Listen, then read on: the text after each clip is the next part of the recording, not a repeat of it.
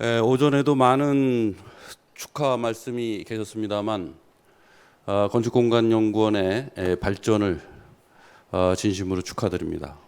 다시 한번 축하드리고요. 사실 건축공간연구원의 발전을 그 승격 개원을 이렇게 축하드리는 이유는 건축공간연구원의 역할과 그 역할에 대해 우리 사회를 위한 역할에 대한 기대가 막중하기 때문이죠. 그리고 그 건축공간연구원이 그 역할에 아주 훌륭한 이 승격이 훌륭한 지렛대가 될 거라고 생각하고 있기 때문에 거듭 여러분들이 아마 축하의 말씀을 전하는 거라고 생각합니다. 건축공간연구원의 역할이 중요하다는 것은 우리 사회에서 건축이 갖고 있는 역할과 위상이 중요하기 때문에 비롯하는 것입니다. 그래서 저는 오늘 그 얘기를 건축의 시대와 과제라는 거 연결시켜서 건축공간연구원이 에게 기대하는 앞으로의 역할을 간략하게 말씀드리는 걸로 제 말씀을 대신할까 합니다. 건축의 시대라고 하죠. 건축의 시대를 뭐 다른 말로 굳이 길게 안 하겠습니다. 저에게 주어진 시간도 많지 않기 때문에 저는 아까 오전 중에 건축의 여러 가지 그 의미와 중요성과 이런 다각도에서 건축에 대한 얘기, 도시공간의 중요성을 말씀들을 여러분이 해주셨는데 저는 조금 다른 각도에서 말씀드리겠습니다. 건설이냐 건축이냐 이런 얘기를 흔히들 하는데요. 건설의 시대는 끝나고 건축의 시대가 시작됐다 이런 말씀을 흔히 하시는데 저는 오늘은 아주 집약해서 건설 산업이냐 건축 산업이냐의 얘기를 시작할까 합니다. 우리 사회에서 건축이 갖고 있는 위상을 아주 직설적으로 말씀드리기 위해서 제가 요새 흔히 쓰고 있는 그래프입니다만은 우리나라 건설업의 70%가 건축 산업이라는 것을 아직도 모르시는 분들이 굉장히 많습니다. 제가 그래서 수치까지 써놨죠. 2018년 건설 기성액이 우리나라 건설 산업이라는 것은 GDP에서 차지하는 비중이 또 크기로 유명한 나라가 우리나라입니다만 우리나라 건설 기성액이 292조인데 그 중에 68% 이상을 200조 이상을 건축이 차지하고 있습니다. 토목과 산업 플랜트는 합해도 건축의 3분의 1밖에 안 된다라는 것을 통계가 말해주고 있습니다. 그런데 이 건설 산업으로서 이 건축이 건설 취급당하고 있다는 얘기는 다시 그걸 좀 집약해서 얘기하면 건축 산업을 건축 산업으로서 이해하고 있지 않다는 얘기입니다. 건설 산업으로서 이해하고 있다라는 말로 대신할 수 있는데 여기서 모든 문제는 아닙니다만은 대부분의 문제가 비롯되고 있다, 야기되고 있다 이렇게 말씀드리고요. 이걸 조금 더 다르게 말씀드리겠습니다. 지금 우리나라 건설산업진흥기본계획이라는 걸 국가계획으로 세우고 있습니다. 5년마다.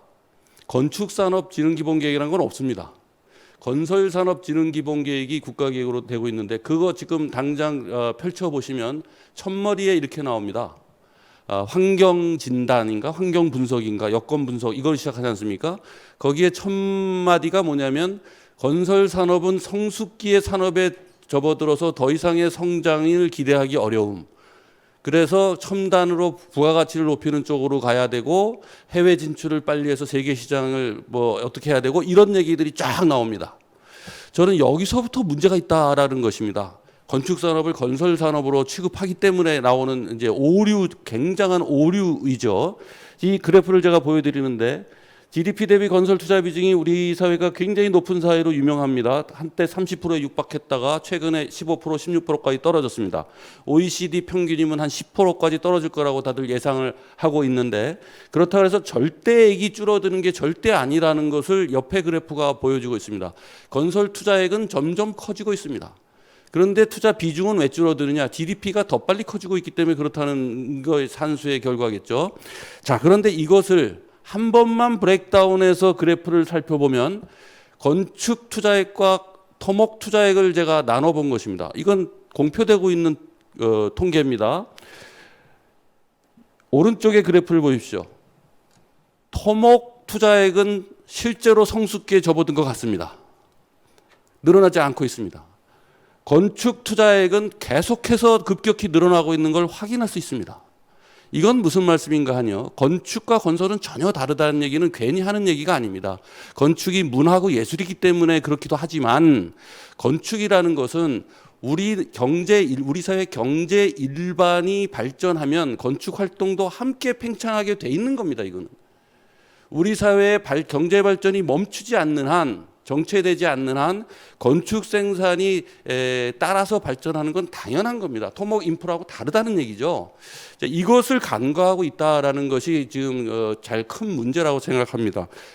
건축공간연구원의 과제의 큰 방향도 여기에 저는 모아져야 된다고 생각하고요. 그런데 더 이거 못지않게 중요한 것은 그 중요한 양적으로 중요한 건축 산업이 굉장히 독특한 특성을 갖고 있다는 겁니다. 이 그래프를 그냥 간략하게 요약하면 규모별로 봤을 때 왼쪽 거는 건수 기준이고 오른쪽 거는 연면적 총합 기준입니다. 파란색 계열은 중소규모 5,000제곱미터 이하의 건축물 공사고 이 옐로우는 그 이상 되는 대규모 공사입니다. 건수 기준으로 97% 이상이 중소규모 건축공사가 건축산업을 차지하고 있다는 겁니다. 그러니까 우리나라 건설 산업의 70%를 차지하고 있는 건축산업의 특징이 이렇다라는 것이죠. 이 토목산업하고 전혀 다르다라는 겁니다. 오른쪽을 보시면 연면적 기준의 총합 기준으로 봐도 50%에 육박하고 있는데 왼쪽에 저 커다란 38%를 차지하고 있는 오렌지색이 아마도 아파트가 대부분을 차지하고 있을 것이다라고 생각합니다. 아파트는 크기 때문에요. 그런데 아무도 그 통계를 확인할 수 없습니다. 그 통계를 내고 있지 않기 때문에 그렇습니다. 이 말씀은 무슨 말인가 하니 건축 산업에 관한 기본적인 통계조차 갖추지 않고 있는 게 우리 사회의 현재 상황이다라는 겁니다. 그러니 건축 산업을 대상으로 한 건축 정책이 성립할 수가 없는 거죠. 통계가 없다는 것은 정책의 대상으로 삼고 있지 않다라는 것을 뜻하는 것이기 때문에요. 자, 그래서 저는 이 건축 지금까지 요약하면은 건설 산업이 아니라 건축 산업으로 우리가 인식할 필요가 있다. 토목 산업은 토목 산업대로 특성이 있으니까 따로 접근해야 된다는 얘기죠. 건설 산업으로 이렇게 퉁쳐서 접근하는 것을 이제 버릴 때가 됐다. 이미 지났죠. 그리고 건축 산업의 구조 특성은 굉장히 독특하다. 중소규모 위주로 이루어져 있어서 주체가 굉장히 많고 지역적으로도 굉장히 분산되어 있는 특징을 갖고 있다라는 거고, 이것이 곧 내수 산업의 특징이고 골목 산업의 특징이고 국민들의 일상생활의 삶의 질을 책임지고 있는 건축 산업의 특징이다라고 말씀드리고요. 그런데 우리 사회가 이러한 건축을 다루어온 방식은 흔히 아주 특별한 예술문화 활동으로 그냥 치부하거나 산업하고는 별 관계없는, 혹은 경제성장은 다른 수단으로 이룬 다음에 국민복리후생시설의 공급을 하기 위한 수단, 어린이집 지어주고 뭐 노인정 지어주고 하는, 그러니까 분배를 해주는 대상으로만 간주한다든가, 혹은 산업 취급을 한다 그래도 기껏해야 지금까지 보신 것처럼 건설 산업의 일부로 그냥 동일하게 취급을 해왔다. 그래서 건설산업진흥기본계획에 따라서 우리 건축산업은 해외 진출을 힘써야 되고 뭐 이런 이상한 과제를 맡게 되는 거죠. 이 동네 저열한 중소규모 건축의 일은 방치된 채로. 그래서 중소규모 건축의 생산 과정과 생산 주체에 대한 정책이 없었다. 통계조차 없는 지금 상황이니까요. 이런 그 건축 생산 과정, 그 양적으로 막강한 건축의 중소규모 건축의 생산 과정을 건강하고 합리적으로 만들므로써 가능해질 이 경제적인 산업적인 가치에 대해서 전혀 눈을 돌려오지 않았다라는 것입니다. 그러니까 문화적인 가치와 건축의 문화적인 가치와 산업적 경제적인 가치는 같이 가야 하는 것이다라는 것입니다. 그래야 문화적인 가치도 풍성하게 얻을 수 있고 경제적인 가치도 더불어 얻을 수 있는, 산업적인 가치도 더불어 얻을 수 있는 이 아주 중요한 정책 대상이 바로 건축이다라는 걸 말씀드리고, 그래서 앞으로 지향해야 될 방향은 건축이라는 것이 단순히 그 결과물을 문화적으로 향유하는 대상이 아니고, 그건 당연하지만 그 생산 과정 자체가 경제 성장을 견인하는, 그러면서 경제적으로도 문화적으로도 국민 행복을 증진하는 그런 대상으로서 인식하고 정책을 수립하고 연구할 때가 됐다라는 것입니다. 이미 뭐 때가 된 게 아니라 이미 놓쳤죠. 때를 늦게라도 그렇게 해야 되겠다라는 얘기입니다.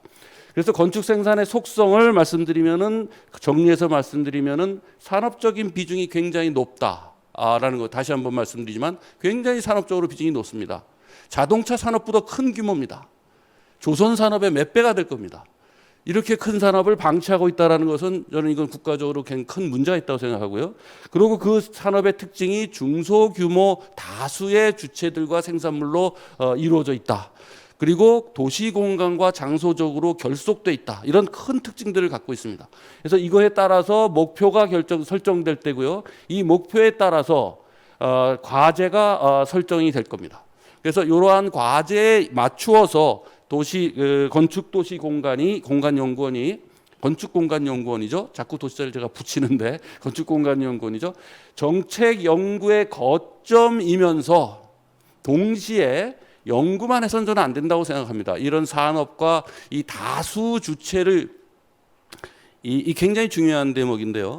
건축 산업의 건축의 특징이 다수 주체에 의한 굉장히 많은 그 지역별로 분산되어 있는 골목골로 분산되어 있는 그 대상물과 주체들을 다뤄야 하고 관리해야 되고 이끌어야 되는 그 정책이기 때문에 이것은 연구만 해서는 안 됩니다.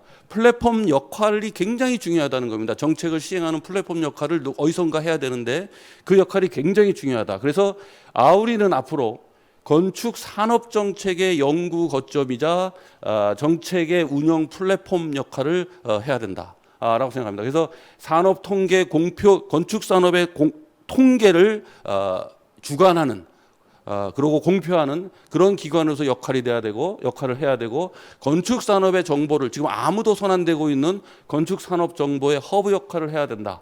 그리고 이거에 따라서 건축 산업과 시장의 특성을 분석하고 거기에 맞는 서브마켓별로 정책 연구를 하는 그러한 연구 기능을 갖춰야 된다라고 생각하고요. 지금까지 열심히 해오신 부분입니다만 두 번째는 공공건축의 생산 과정의 관리 거점이 돼야 된다. 그래서 이제 연구와 어떤 정책적인 기준을 개발하는 것뿐만 아니라 전국의 건축 정책과 행정의 플랫폼 역할을 해야 된다. 그래서 몇몇 개를 이미 준비하고 계신 걸로 알고 있고요. 이 부분에 또 더 많은 비중을 실으셔야 된다. 그리고 세 번째로 도시 공간 환경 정책 역시 거점 역할을 해야 된다. 그래서 지금도 도시재생 지원기구의 역할을 하고 도시재생에 관련한 연구들을 많이 하고 계시지만 이거 못지않게 우리나라에 지금 형해화되어 있는 지구 단위 계획으로 되어 있는 제도적인 도시 설계에 대해서 어떻게 이거를 사회적인 효용을 갖게 할 것인가 하는 연구, 그다음에 공간 경제 연구라는 잘못 생소한 게 있는데 공간의 형상이 공간을 어떻게 계획하느냐에 따라서 도시공간이든 건축공간이든 그것에 따라서 경제와 산업에 미치는 영향, 이 부분에 대해서 우리 사회가 굉장히 소홀해 왔습니다. 한마디로 말하면 신도시에 큰 블록만 있어가지고서는 렌트가 낮게 유지되는 지역이 생길 수가 없습니다. 렌트가 낮게 유지되려면 작은 골목이 있는 골목으로 이루어진 지역이 일부 포함해야 됩니다. 모든 도시에는.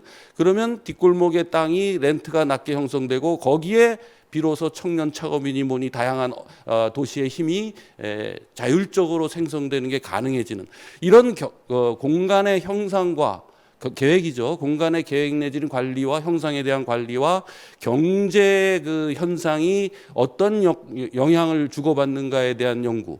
이거 굉장히 중요한 오늘 아마 발제 중에 그 모종린 교수님이 그 비슷한 주제를 발제해 주실 거라고 기대하고 있는데요. 골목길 경제 뭐 이런 걸로 표상될 수 있는 주제겠죠. 자, 이러한 역할을 앞으로 새로운 모습으로 이제 발전을 시작한 건축공간연구원이 이러한 그 연구 방향으로 이 새로운 그리고 더 성숙된 건축 연구의 성과와 도시에 대한 연구 성과와 행정 지원 그리고 정책 개발의 성과를 계속 거두어 주시기를 기대하면서 큰 기대와 함께 다시 한번 건축공간연구원의 승격 개원을 축하드립니다. 감사합니다. 네, 감사합니다.